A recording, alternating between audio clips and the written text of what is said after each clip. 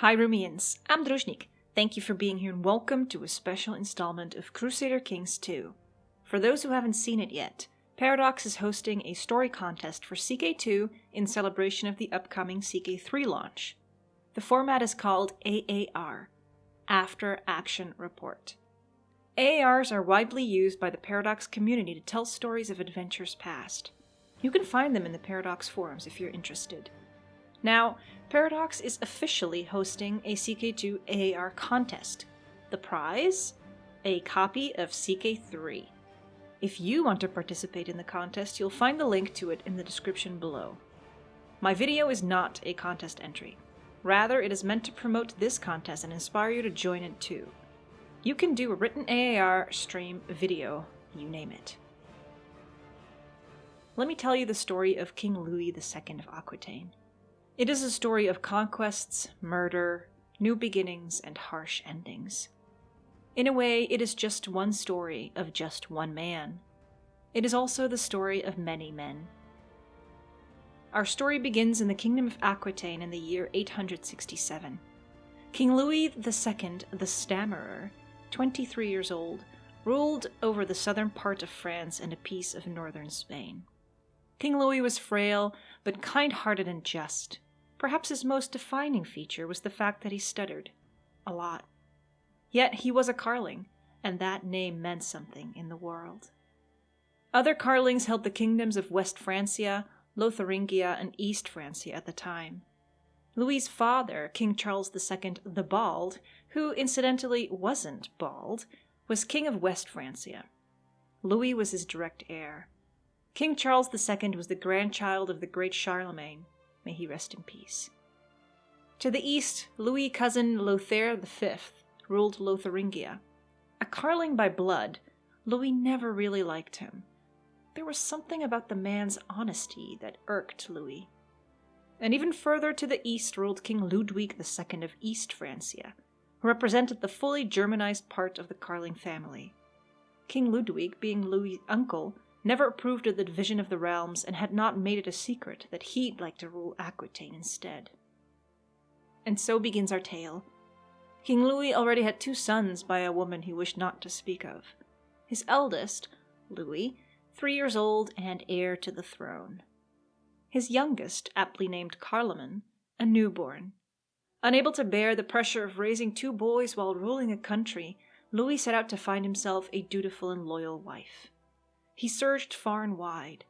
Louis was not one to condemn intra-family marriage, so he asked around his family's court if there were suitable women available, preferably one with good speech. He also looked at his Navarran and Asturian neighbors to the south. He found them busy dealing with a potential upcoming threat from the Umayyad, who had made themselves comfortable in the Iberian Peninsula.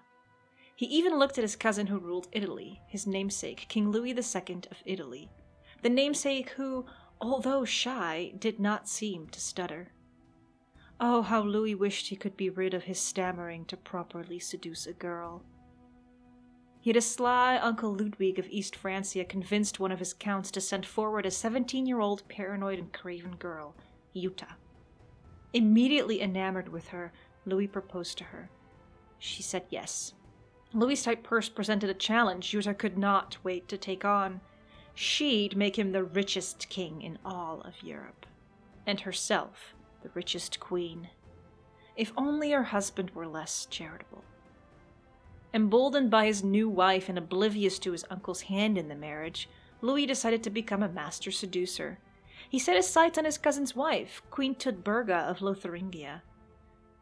"Tut, you're the light of my life," he stammered to her when first laying eyes on her. She huffed, but left him a lovely note in the morning. Satisfied with the way his new chase was going, yet not having reached the desired result, Louis found himself restless and needing another distraction from his rule over Aquitaine. In June 867, he reached out to King Adolfonso of Asturias, who was involved in a war against the Umayyad Sultanate. Louis was itching to prove himself in the war, happy he could do so while not saying much. And while King Adolfonso was happy to accept his sudden and unexpected ally, Louis's new wife soured the deal. "Louis, my darling, we've only just gotten married. Surely you don't mean to ride off to the battlefield fighting a war not your own? Louis frowned. But, Yuta, the Umayyad are a threat. If they take Spain, we will be next. I assure you. My dear husband, we have not yet produced a son. Stay with me, and I will make it worth your while. And so it happened. Louis's armies went south with Aquitanian commanders, while the king himself bedded his wife. With success. For that same month, Yuta announced she was with child. Coincidence? I, dear viewer, think not. Having heard of Yuta's pregnancy, Queen Todburga of Lotharingia told Louis to stay away from her. Can't have them all. During a particularly rowdy party organized by King Carlman of Bavaria, another cousin, Louis laid eyes upon his cousin's wife, Berta. Oh, how she reminded him of his wife, whom he'd left at home for her own safety. He couldn't help himself. Berta, beautiful Berta, take me. He got no immediate response. Slightly discouraged, Louis set his sights on the war again. King Adelfonso was holding his own, but sent word that he could really use the Aquitanian troops now. It was mid-November and the snows had set in. Louis's army had difficulty joining up with the Asturian troops, but managed to do so right before the Umayyad reached the Spanish army. Outnumbered, the Umayyad retreated. The combined Franco-Spanish armies took back what the Umayyad had sieged down, but the armies hadn't met each other on the battlefield yet. Come May 868, morale was dropping.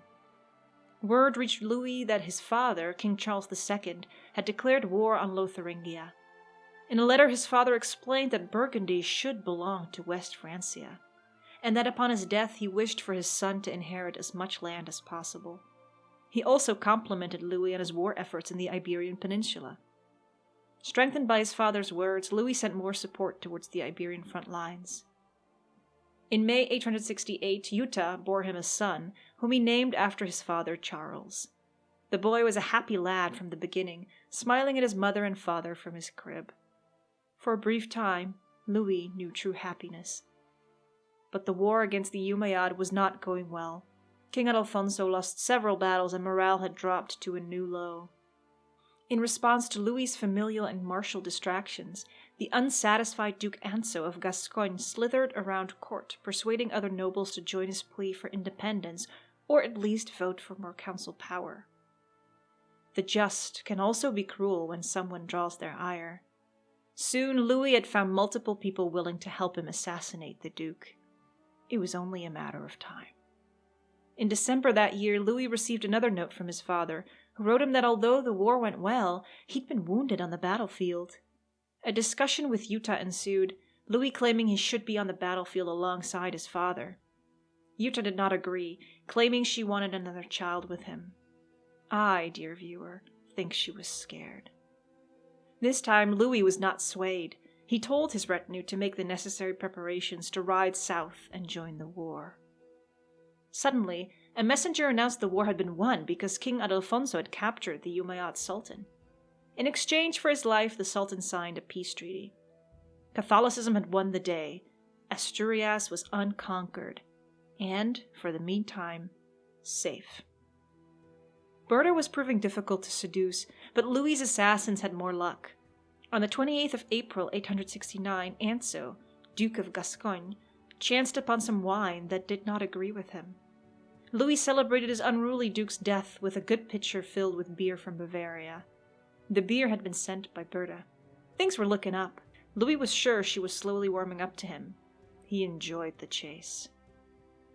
The new Duke of Gascogne was not a fan of Louis either, but he didn't know Louis had his father killed. And so the Gasconian claim to independence died alongside Anso. By July 869, his 1-year-old son Charles developed a stutter, much to Louis's chagrin. He had hoped to spare the boy his own fate.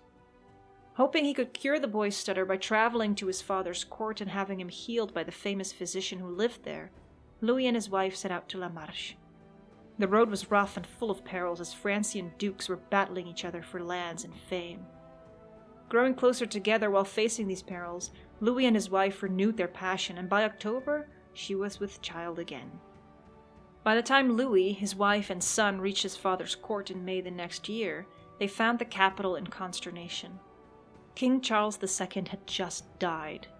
The scar he'd gotten in the war had festered too much and felled the 47-year-old king. Louis was now King of Aquitaine and King of West Francia. His father's death shook him to his core. His wife Jutta did all she could to console him, which did not come easy to her, being heavy with child. Unfortunately, King Louis also inherited his father's war against Lotharingia. His cousin Lothair was furious when Louis decided to continue the war efforts. Torn by his father's death, Louis ordered his armies to crush the Lotharingians.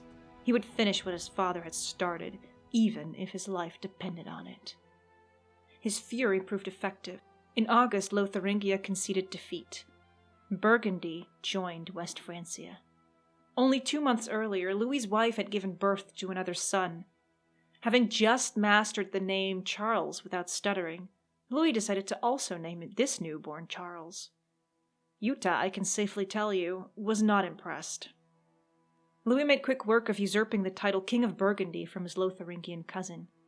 In Louis' mind, his fate was smiling upon him. He was the proud father of 4 sons, King of West Francia, Burgundy, and Aquitaine, and Berta was warming up to him. Perhaps he could take Brittany next and pronounce himself Emperor of Francia. It was a goal worthy of full pursuit. Lotharingia was divided, East Francia far away. Louis would give his sons Charles and Charles the world. His other sons as well, of course. That this will be my legacy, he sighed contentedly one morning after having just ravished his wife. Briefly it crossed his mind whether he should stop pursuing Berta's affection. Shouldn't he be focusing on his family and expanding his kingdom? But Berta was like an exotic island, always almost within reach. He had to have her.